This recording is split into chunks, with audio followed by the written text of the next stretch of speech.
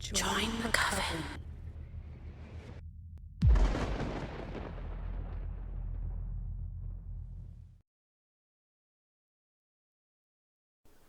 I Hunt Reverse Vampires. A story written by Cecily, 1987. Part 7. The black helicopter buzzed the soldiers and half-turned mobs standing in the road. Alejandro must have heard it before all of us humans and feral half-turned because he yelled, "Damn! Everyone get down!" Suddenly, the road outside the house lit up in a monstrous explosion. The force of the blast threw me back and caved in part of the bullet-riddled house. I was surrounded by upset dirt, smoke, and ringing in my ears. The ringing diminished, and I heard the rhythmic bursts of heavy machine gun fire and screaming. Mika and Voss pulled me up out of the rubble, their faces powdered white from the dirt clouding our vision. Alejandro was coughing and dusting himself off beside me. "So, not good guys?" I asked Alejandro, more of a statement. "Not good guys to anybody," he answered back. "Mercenaries, mobs for hire, honorless." I looked through a hole in the collapsed entrance of the house. The mobs and enemy soldiers were being decimated from machine gun fire from above. The vehicles were on fire, and so the enemies surrounding the vehicles. It wasn't a battle, but a massacre. "What do we do?" Voss asked, the flames burning outside sending dancing shadows across him and Mika's worried faces. "We continue as planned. We get the hell out of here," Alejandro replied. "Reload your weapons. We are hoofing it from here." We all reloaded what little ammo we had left, and filed up to escape, out of the back doorway. Voss was leading the group, and was the first to step out the back doorway. He froze, and jumped back an instant later. He motioned all of us to stay out of the fatal funnel of the doorway. I quickly saw what spooked Voss. Lines of green laser lights illuminated through the doorway and glowed brilliantly through the upset dirt and smoke. At least 4 of them. We were surrounded. We trained all of our weapons on the back door, waiting for an attack. "Alejandro Domingo, please lower your weapons," came a booming voice in a thick Mexican accent. "The mistress would like to speak to you." "Damn it!" Alejandro cursed under his breath. Mika looked at him, then back at me and Voss, and silently mouthed to us, "What the hell?" "Lower your weapons, hunters," Alejandro finally said. We did, but we were ready to fight in a heartbeat. The moonlight coming in from the doorway was blocked by a massive figure. In walked the tallest and widest man I've ever seen. He practically had to duck to shimmy in sideways through the doorway to get in. He wore a black suit and body armor like Alejandro's, except it was serrated and stacked like the scales of a serpent. He didn't carry a weapon, whether it be good sign of faith or maybe the giant like killing things with his own hands. Upon his head he wore a shining metal face mask, mimicking the ears and snout of a wolf. It wrapped around his head, depicting a frozen snarl and sharp, pointy teeth, with 2 glowing red slits in the mask for eyes. "Lobo, I take it your pack has the house surrounded?" Alejandro asked the hulking creature. "Yes, senor.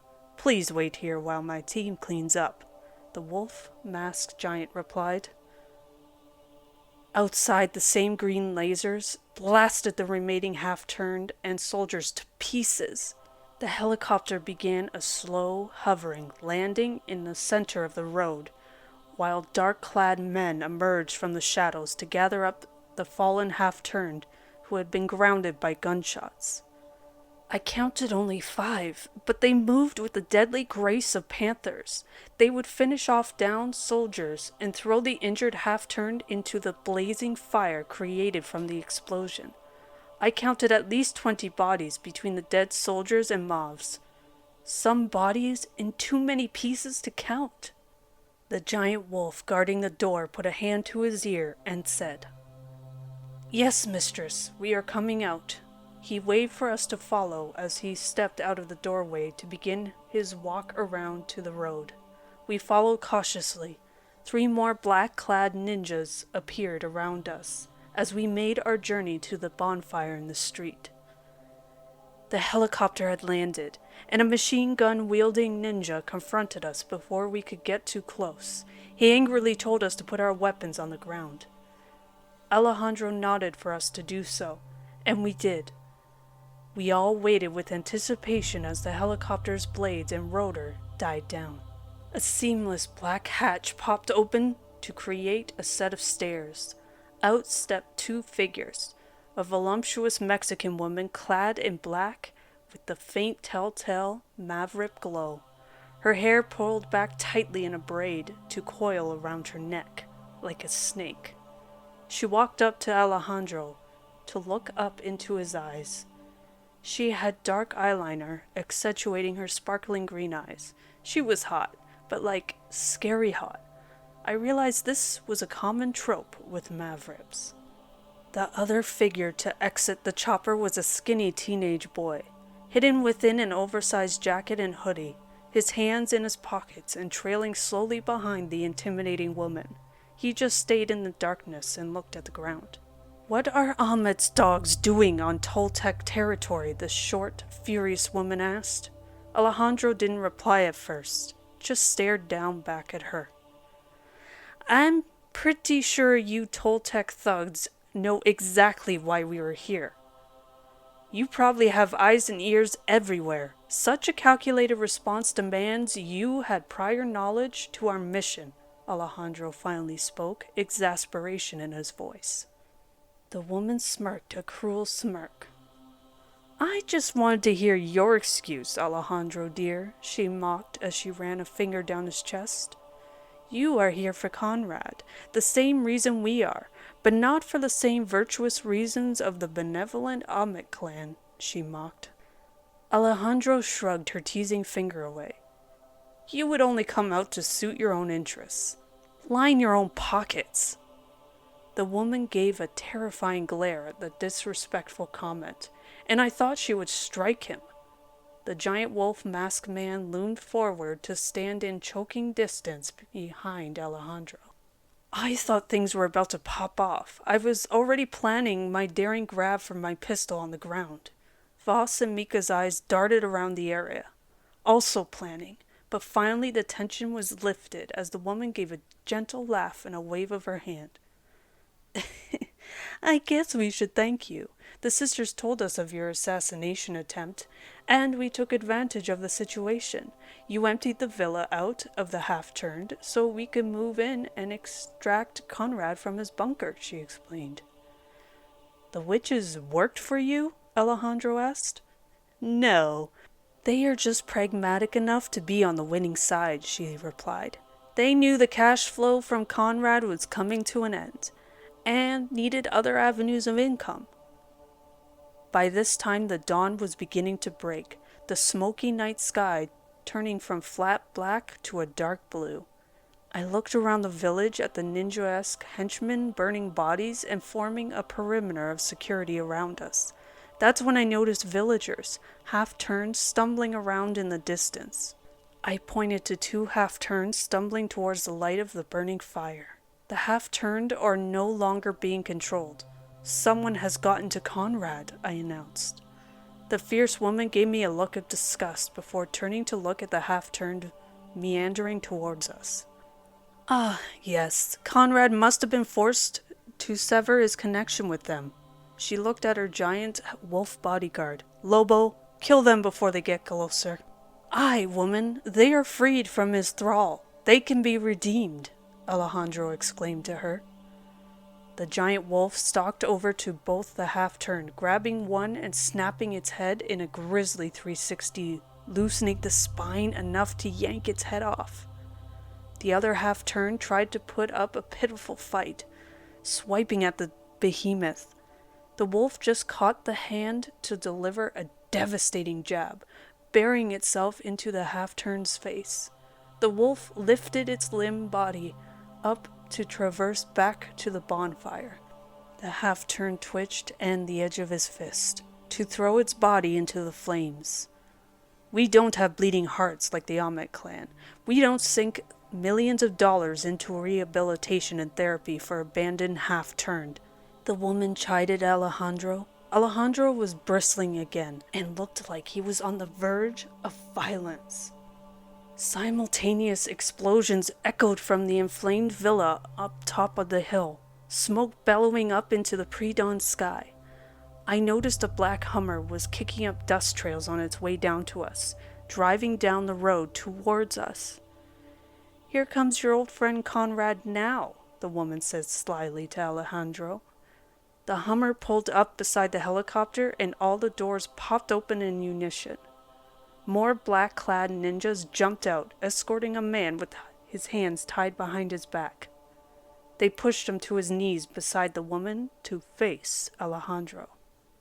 The prisoner was a bald, clean Mexican man, glowing slightly, with a black snake tattoo stretching across the left side of his head. He looked up at Alejandro and spit to the ground. "I didn't expect my old amigo to be working with the Toltec group." "I don't work with them, Conrad. I came here to put you down like the rabid dog you are," Alejandro fired back. "You were granted free will and you went back to being an enslaver and killer." "That's enough moral grandstanding," the woman interrupted, stepping between the arguing men. "Let me tell you what the situation is for the both of you. Alejandro dear, you and your pups were caught operating red-handed in Toltec territory. That's no biggie because we used your little mission as a distraction to nab ourselves a rather large bounty." "Someone put a bounty on my head?" asked Conrad. "How much?" "Not much, only 700, the woman answered. "The new boss of the Zeta cartel wants all the old lieutenants back, dead or alive. You can discuss with the new boss the conditions of your new employment." Cortez smiled. "What about this, pendejo?" He nodded his chin at Alejandro. "Are we going to be co-workers again?" "Never," Alejandro growled. "I refuse to be a butcher like you." "But you were the best of us. You couldn't have been so good at killing if you didn't enjoy it on some level," Cortez remarked. "Would you two please shut up?" the woman said, rubbing her temples with her fingers. "Getting Conrad was just a bonus. The real mark was you, Alejandro. It was a good opportunity to catch you in the open." Alejandro looked around. "You wasted all these resources to catch a low-level bounty like me? I'm not coming back to the cartel, no matter what you say." "Oh," the woman remarked, "your bounty wasn't to return you to the cartel. It was to deliver your head." We all tensed at this. Alejandro actually relaxed and rotated his shoulders, letting out a deep breath. "Ah, I see, but I'll make you work for that 7 million.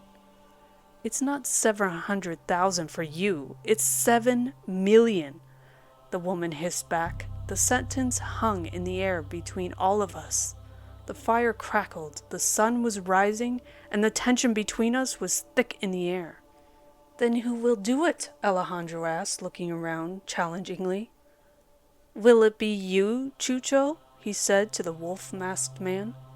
The wolf-man stepped forward and cracked his knuckles, letting out a low growl. "Stop, Lobo!" kept a voice from behind the woman.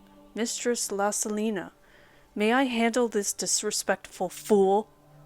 said the hoodie-wearing kid standing behind the woman. "I almost forgot his awkward butt was back there." The woman half turned to look at him. "Of course, Derek. It's always a pleasure to watch you work," Mr. La Salina said, stepping aside for Derek to step up to face Alejandro. From his close distance to me, I could see he was a pale kid, around 15 or 16 years old. He had dark blue eyes with oily blonde hair falling across his face. A small silver lip ring hung from the bottom lip. Are you sure you want to do this, boy? Alejandro warned. Don't boy me, the kid said back. I detest you self-righteous Amit clan. He lifted a skinny hand to point at the rest of us standing behind Alejandro. You all behave yourselves and don't interfere. You three may walk out of here with only a slap on the wrist if you're good. My blood boiled at the audacity of the scrawny punk. Alejandro just asked again, serious as a mortician. Are you sure you want to do this, boy? Sure, Pops, the punk said back sarcastically. He began to take off his hoodie to reveal his bare chest and wiry frame underneath. Even though the sun was rising, the boy's body still let off a red glow. He threw his garments to the ground and smiled a mischievous smile at Alejandro. Alejandro stepped back from the glowing red adolescent. The sun finally crested the earth to illuminate all of us in orange light. The kid closed his eyes and held his arms out as if to embrace the dawning sun. He flew in a mixture of red and orange. It can't be, Alejandro stuttered. You're a child of the Thule. The punk opened one eye to squint at us. Now you realize you done messed up, he taunted. I know this was a lot of standing around and talking, but I couldn't leave y'all hanging for long. I'll be back with the follow-up quicker.